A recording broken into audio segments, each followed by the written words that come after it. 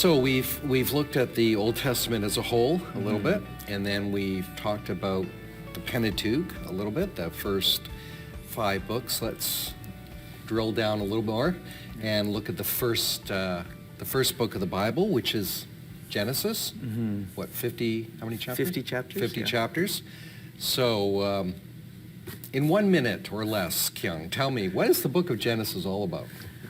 Yeah, so that's not easy. But Genesis is the story of origins. So I think that's the easiest way of thinking about it. It's usually divided into 2 sections. It depends. 2 major sections, chapter 1 to 11, is what usually a macro or big picture, a world picture of everything that's going on. So that's why you have the story of creation as well, and then it goes to and ends with the Tower of Babel.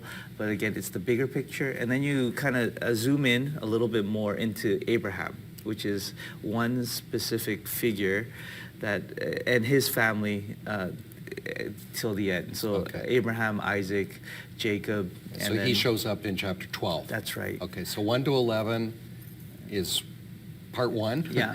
And 12 to 50 is the second part. That's right. And again, it's origins in terms of the world, and then origins in terms of God's people, Israel, because Abraham really is the beginning. You know, and his name means a father of many nations. But it's him that becomes the focal point in how Israel is formed and what all the that means includes. So there's lots going with that, but again, maybe origins is the best idea, overall picture of what Genesis is trying to do. So it's complicated, of course, to summarize a book like Genesis in one word, but I think that's a great word, origins. Yeah. And then if we, as you said, divide it into 2 sections, chapters 1 to 11, the origins of everything, the world. That's right. And then chapter 12 to 50, beginning with Abraham, who is the beginning of the people of God. Yeah. So the origin of the people of God. That's a helpful way to think of Genesis as we read it. Yeah. Okay. So what are some of its major themes, the major themes of Genesis? So we have ideas of creation, again, the aspects of origin. We also have ideas of covenant, this binding relationship that begins with Abraham, but you have it before also with Noah. So that word becomes important.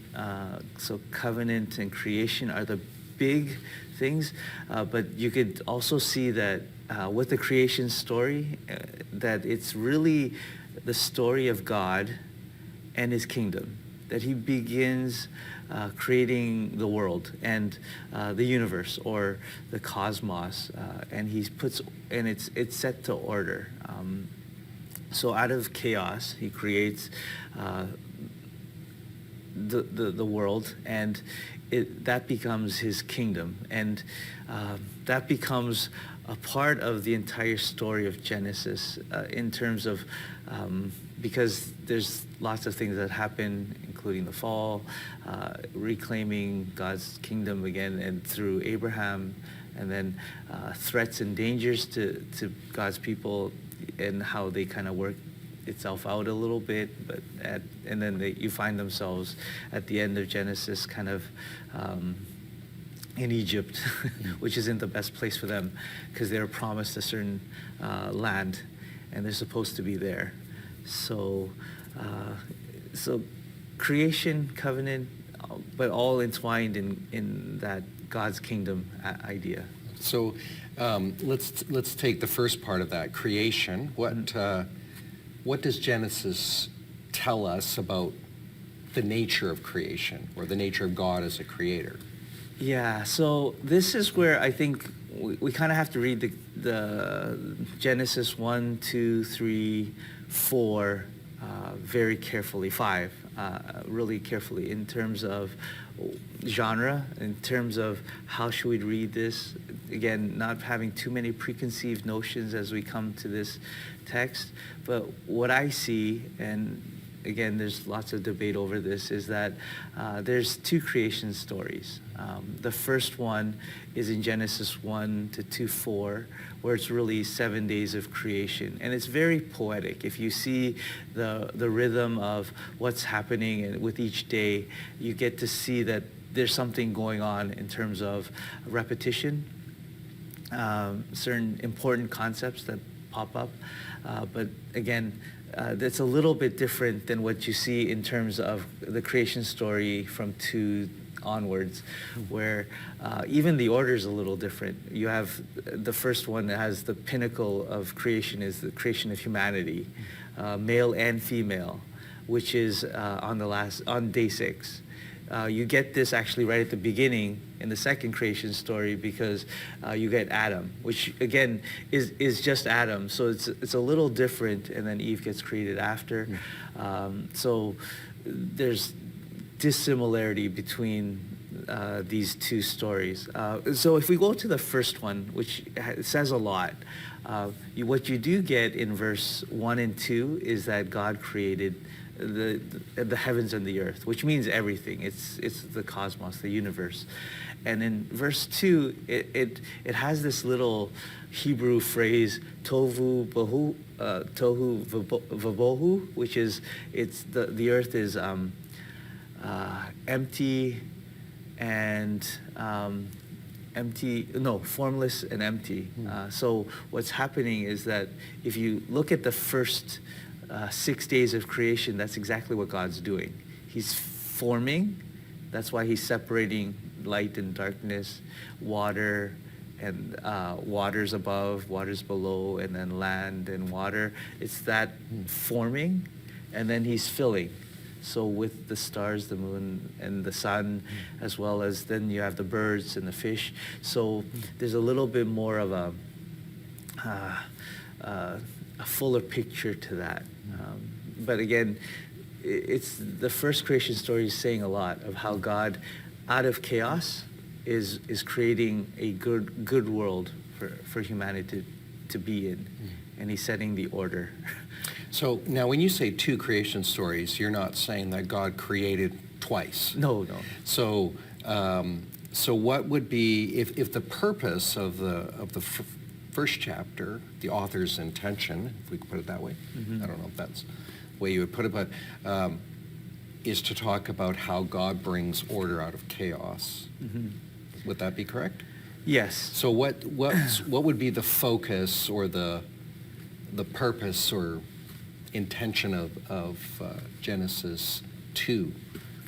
That's where I think God gets really personal. And so one little thing that you'll notice, even in how God is referenced in chapter 1 versus how he's referenced in 2 and 3, is that it's God, like Elohim, and then it's the Lord God in the other creation. So I always like to say this, the first one seems like a creation song, and the second one is a creation story.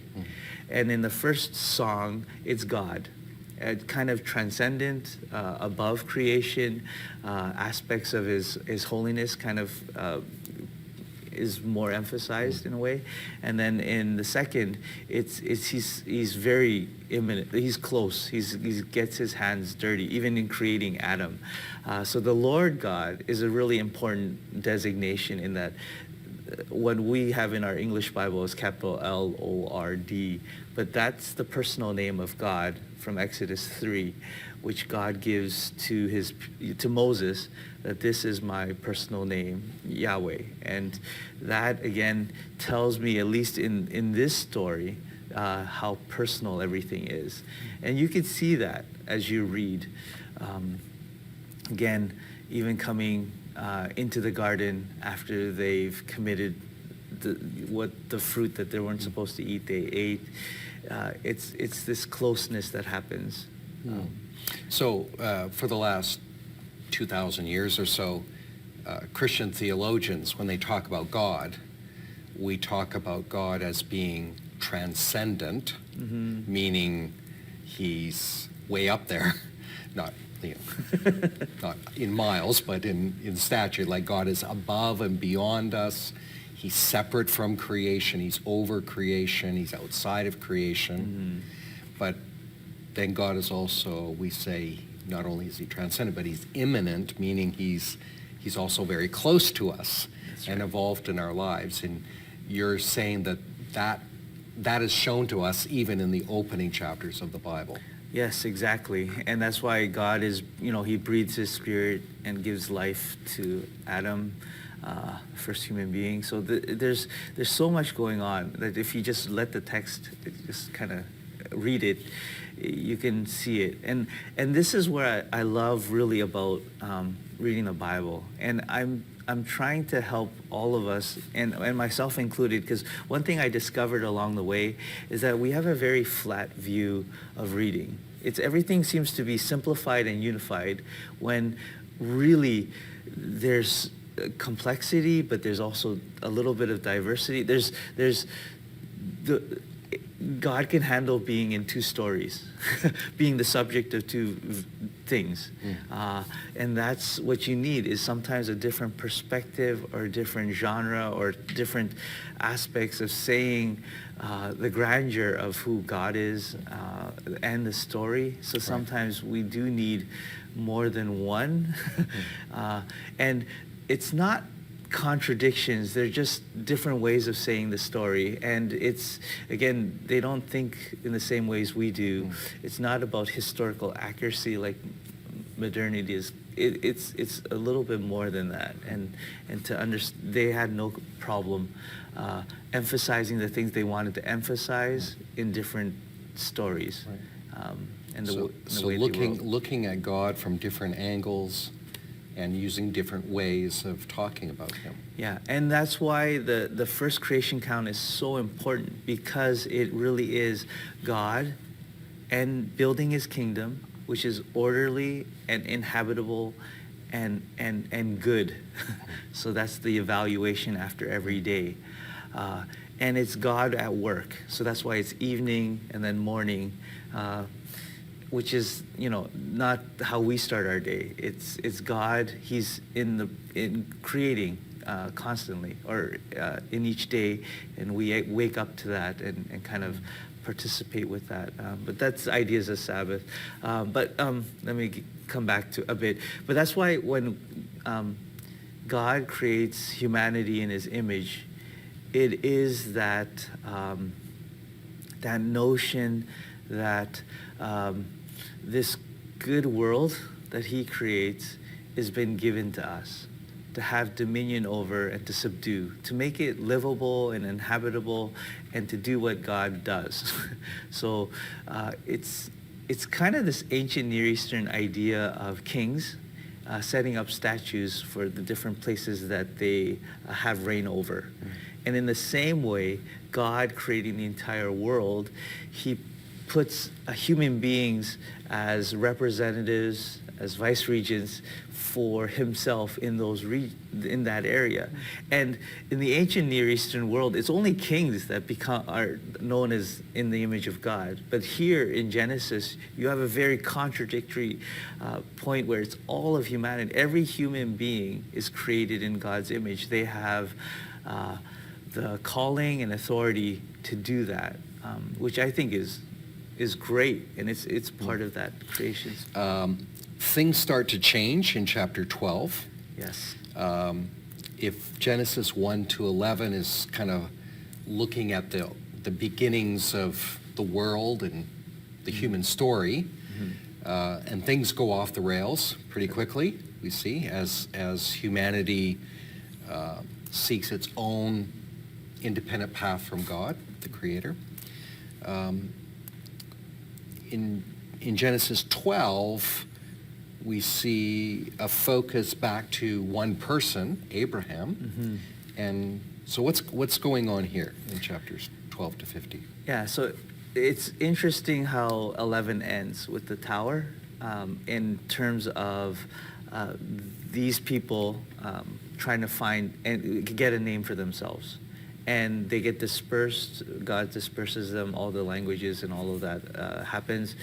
And then God chooses this, or calls this one man, Abram, and he wants to make a name for him, which becomes, again, and this is the beginning of God making a people for himself. He's the beginning of a long line of, it begins with the Abrahamic covenant, where there's lots of things promised, seed, which is basically lots of descendants, land, because land is really important in the Old Testament, because it's instead of being and just being a nomad roaming around the earth, you have a place where you can situate yourself and have life. Like, I guess today's modern kind of concept would be having a career, or at least the ability to sustain yourself. And God's promising land, descendants, and also to be a blessing. So this aspect of blessing is actually really key to the Abrahamic covenant. I don't think it gets talked about so much, but blessing, at least from the Old Testament, the primary thing we have to think about is not the secondary aspects of money or wealth, but it's really a relationship with God. That once you begin and actually have God as the one that it is your God, that everything that he has and owns is given to you. So one important, I think, thing that gets missed a little bit in today's kind of ideas of blessing is that blessing always primarily is about God. And out of that comes all the other aspects of it. And that is what Abraham is given and promised. He starts in Ur, goes to Haran, and then he goes to Israel. And with that, as he enters the land, he's supposed to walk the breadth, the length and width of it to again say, this is the land that God has promised to you to have dominion over. Like there's a lot of echoes that happen as you keep reading even the entire Bible. Same motifs kind of pop up, but definitely what's going to happen is there's this narrowing down because things didn't work out. We had the fall. We also had Noah. All of those tragic stories of new beginnings, but even then there's again some type of disaster and dispersion and things didn't work out. But at least with Abraham, maybe something new happens. I liked what you said about blessing. So God comes to this man, Abram. His name changes from Abram to Abraham. Yes. And God makes a covenant with him. Yeah. What's a covenant? Just unpack that a little bit. That's a big word. Covenant. So my easiest way of thinking of this is today's is marriage. Okay. Is this binding relationship that happens that is really important that God introduces at the beginning. That there's this. It's not a contract, because a contract, once you break it, there's no more to that. But it is this ongoing relationship that happens, usually to someone who's like a sovereign to someone else. But God is starting a covenant or this binding relationship that happens between Abram and God himself. The thing is that there's two really big episodes of that covenant in Genesis 15 and 17, and they're a little bit different. One is that there's the sign of the covenant is circumcision, meaning that every person every seed after Abram, at least male, needs to be circumcised, saying that all of God's people are God's people. We can unpack that someday, but let's not. Yeah. One of God's weirder ideas. Can we just agree on that?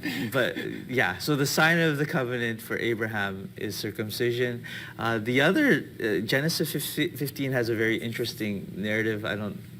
Just to refresh your mind, is again, Abram and God, they cut the animals in half, but God puts Abram to sleep.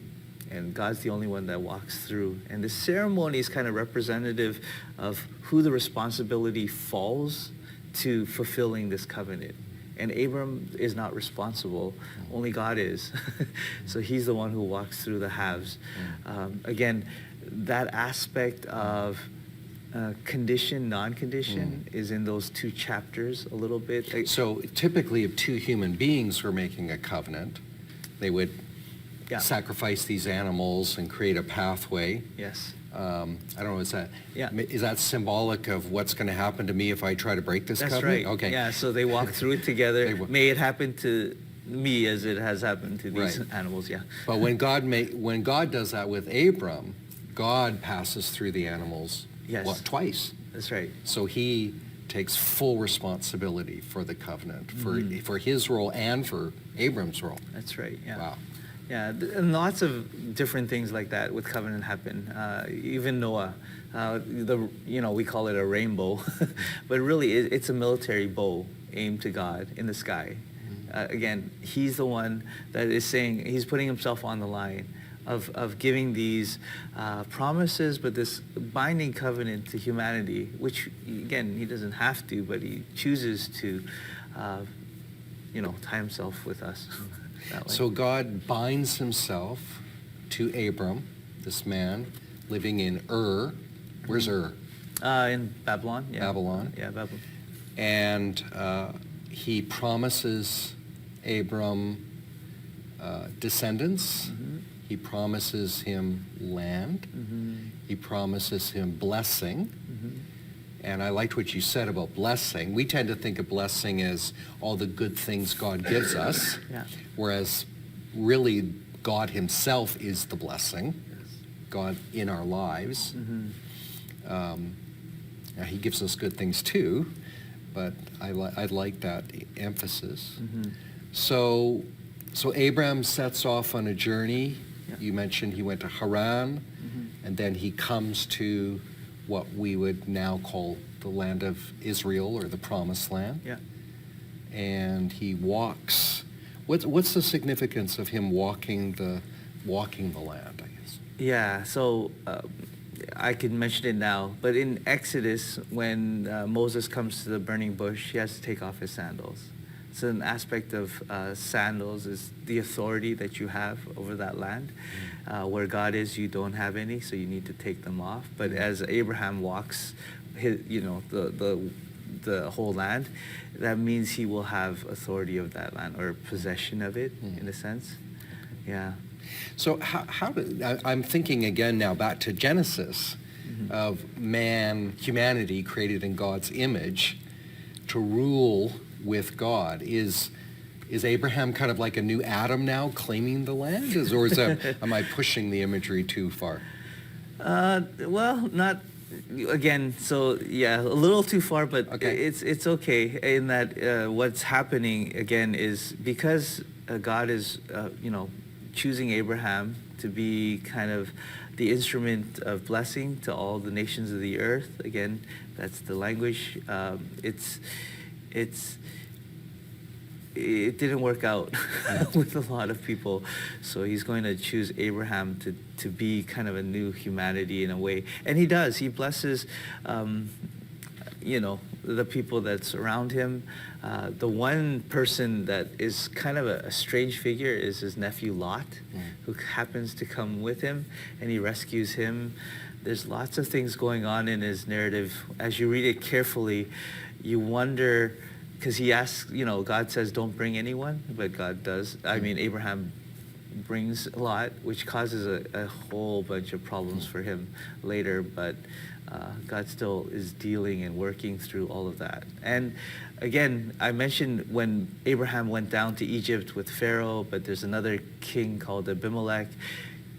Him being who he is, he has a chance of blessing them, and he doesn't at times, but still there's aspects of them getting to know God and all of that as well. So there's this realization even from Pharaoh or Abimelech of who God is because of the plague or something that's happened to them.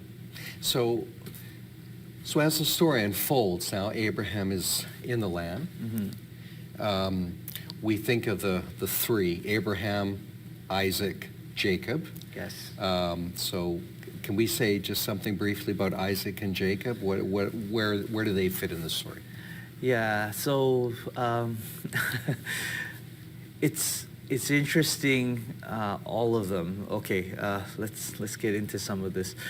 So Isaac, what you'll notice about Abraham, because they're so old, they don't trust God completely. So one of the tragedies that happened is Sarah offers Hagar to Abraham, and you get this other son Ishmael, which becomes a whole other story. But the promised son is supposed to come from Sarah and from Abraham. So this is Isaac. And this is part of the fulfillment of the descendants. That's right. So Abraham's going to have a son so that the people of God can continue to populate the earth. That's right. And the promise is like they'll be so numerous as the stars in the sky or the grains of sand. There'll be so many. But what you see actually at the end of Abraham's life is just the beginning. So he only has one son, and he only has a little plot of land where he buries his wife. And he buys that plot from his own wealth because he refuses to have it as a gift. But that's all he sees.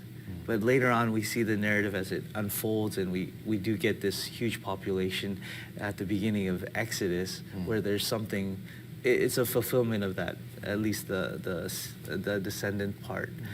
But what you get with Isaac is really interesting, because Isaac is a tragic story, actually. I don't know how much detail we could get into, but one of the details that you could break down Genesis it's Toledotes, which is these are the generations of.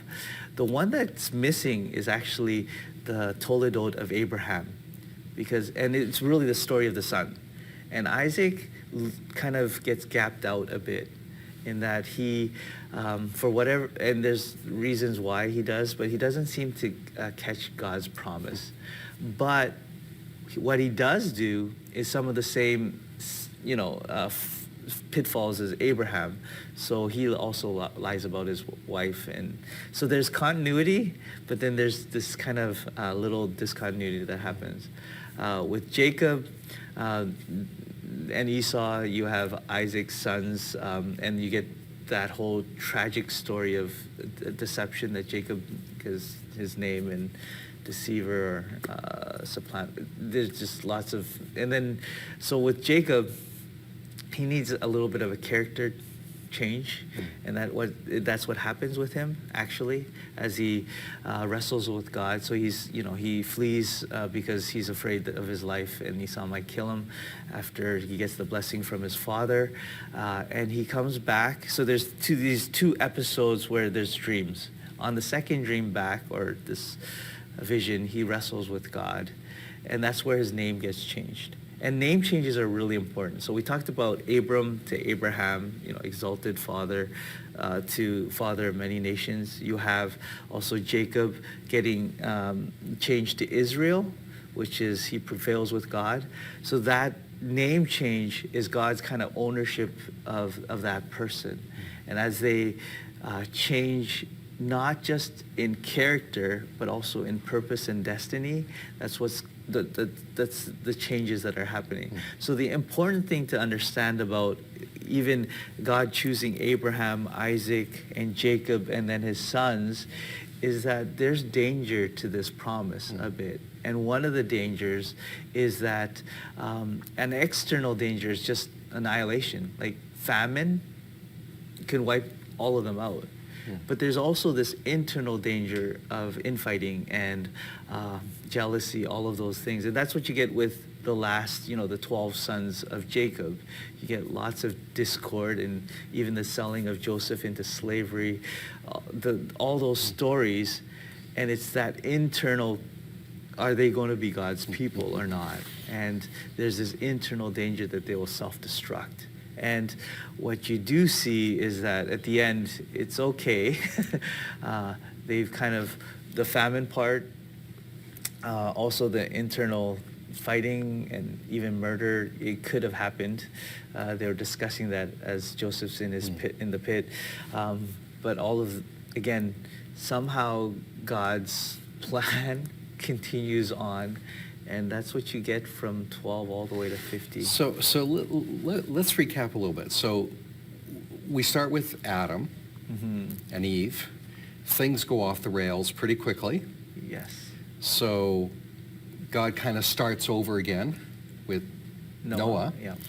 And things go off the rails again, Yes. ending with the Tower of Babel. And again, the Tower of Babel is kind of like a new tree of knowledge of wisdom, or a tree of knowledge of good and evil. But it represents an independent path from God. And then, so then God starts over again with Abram. Yeah. And now we're kind of feeling in the story, okay, now this is it. And then Abraham loses faith in a way, not completely, but he tries to help God out by trying to produce his own son. We get Ishmael, which has conflict, and finally the miracle son Isaac, but his is a tragic story. Isaac has Jacob. His is a bit of a tragic story. So we got Abraham, Isaac, Jacob, and then Jacob has a bunch of sons. Yes. And they are the origin of the tribes of Israel. Yeah. And one of the characters there is Joseph. And he has a tragic story.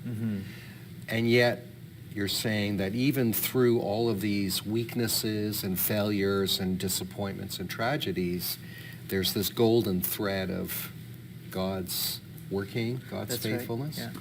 And God's commitment, and yeah, exactly, his faithfulness to now this covenant that's been given to Abraham. And that's where we're going to narrow down, because that's what's going to happen, at least from then on. So through all the ups and downs, through all the possible perils, it just works out.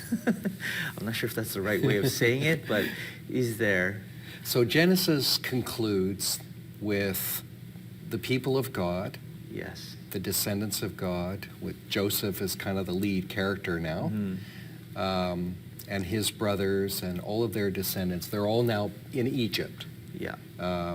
The lead character, though, isn't Joseph. Okay. Even though he takes a lot of the stage, Okay. it's Judah. It's So Judah. Okay. So there's a strange... Talk about that. Yeah, no. It's a strange chapter that's just in that latter half of Genesis, Okay. Where Judah and Tamar, that story comes to... And it doesn't show Judah in the best positive light if you read it. But it does say something about Judah in that his character changes. Like, he's willing to change and admit fault when something that he's done is wrong. And that's what you actually get from the entire narrative from Joseph and Judah, because the person that should have actually, everyone's advice they should have listened to was Reuben, who was the firstborn, but none of them listened to him. Including the father. Jacob doesn't listen to him either. But Judah, he's always listened to. He seems reasonable, or at least he has the best arguments, and there's an amount of respect that's happening. And again, if you think even beyond Judah, further on, again, one of the promises given to him is, the scepter and the line of Judah. Again, it's kind of pointing a little forward to David. That's going to happen, but Judah is an important character in the Joseph narrative to the 12 sons. So those two take center stage a bit. And Judah is also then prefiguring, like you said, King David. Yeah. And should we be thinking about Messiah at all when we think of Judah?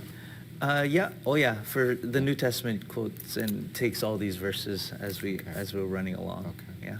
So Genesis 12 to 15, we have the calling of Abraham, his son Isaac, his son Jacob.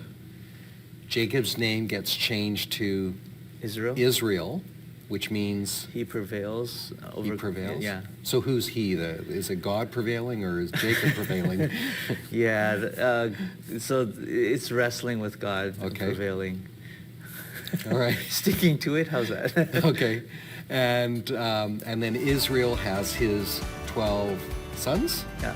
And that's the origin of the 12 tribes of Israel.